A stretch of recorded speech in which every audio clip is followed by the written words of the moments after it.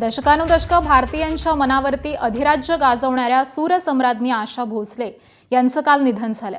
मुंबईतील ब्रीच कँडी रुग्णालयामध्ये वयाच्या 93व्या वर्षी त्यांनी अखेरचा श्वास घेतला। आशा भोसलेंच्या पार्थिवावरती आज दुपारी 4 वाजता शिवाजी पार्क इथल्या स्मशानभूमीमध्ये शासकीय इतमामात अंत्यसंस्कार केले जाणार आहेत। त्याआधी त्यांचं पार्थिव हे लोअर परळमधील निवासस्थानी सकाळी 11 वाजल्यापासून दुपारी 2 वाजेपर्यंत अंत्यदर्शनासाठी ठेवण्यात येणार आहे। दुपारी 4 वाजता मुख्यमंत्री, दोन्ही उपमुख्यमंत्र्यांसह इतर महत्त्वाचे नेते हे अंत्यसंस्कारासाठी उपस्थित राहणार आहेत। भारतरत्न आणि गानसम्राज्ञी लता मंगेशकर यांची लहान बहीण असलेल्या आशा भोसले यांना हिंदी सिनेसृष्टीची वर्सटाईल गायिका म्हणून ओळखलं जायचं। तब्बल 6 दशकं त्यांनी इंडस्ट्रीमध्ये आपल्या गाण्यांना आवाज दिलाय।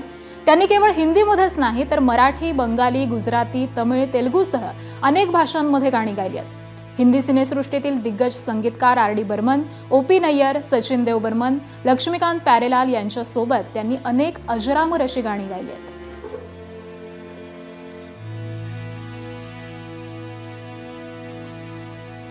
आणि आशा भोसले यांच्या घराजवळून आमचे प्रतिनिधी वेदांत नेभे सध्या आपल्या सोबत आहेत। वेदांत, आशा भोसले यांचं पार्थिव हे कधीपासून तिथे दर्शनासाठी ठेवण्यात येणार आहे, कधीपर्यंत ठेवण्यात येणार आहे आणि आता नेमकं कोण कोण दाखल झालंय?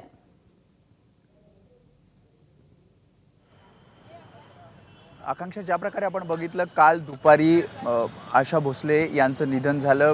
परवाच्या दिवशी त्यांना हार्ट अटॅक आला आणि त्यानंतर ब्रीच कँडी रुग्णालयात त्यांच्यावर उपचार सुरू होते आणि दुपारी निधनाची वार्ता आल्यानंतर काही काळानंतर अगदी 2-3 तासानंतर ब्रीच कँडीपासून त्यांचं जे परळमधलं कासा ग्रँड ही जी इमारत आहे तिथे त्यांचं निवासस्थान आहे त्या ठिकाणी काल अंत्यदर्शनासाठी आशा भोसले यांचं पार्थिव ठेवण्यात आलं आणि आज सकाळी साधारणपणे 10:30-11 वाजल्यापासून अंत्यदर्शनासाठी आशा भोसलेंचं पार्थिव ठेवण्यात येईल आणि साधारणपणे 2 वाजेपर्यंत इथे ते त्यांचे चाहते आहेत, त्यासोबतच सिनेसृष्टी, त्यासोबतच राजकीय नेते हे थोड्याच वेळात आपल्याला इथे आलेले पाहायला मिळतील। थोड्या वेळापूर्वी आपण जर बघितलं तर ए.आर. रहमान संगीतकार हे आतमध्ये गेलेले आहेत। ते आशा भोसले यांच्या पार्थिवाचं दर्शन घेण्यासाठी आलेले आहेत आणि जसं मी म्हटलं की जसं हे पार्थिव अंत्यदर्शनासाठी ठेवलं जाईल तेव्हा अनेक दिग्गज मंडळी, सिनेसृष्टी असतील किंवा राजकीय नेते असतील हे आपल्याला या निवासस्थानी आलेले पाहायला मिळतील।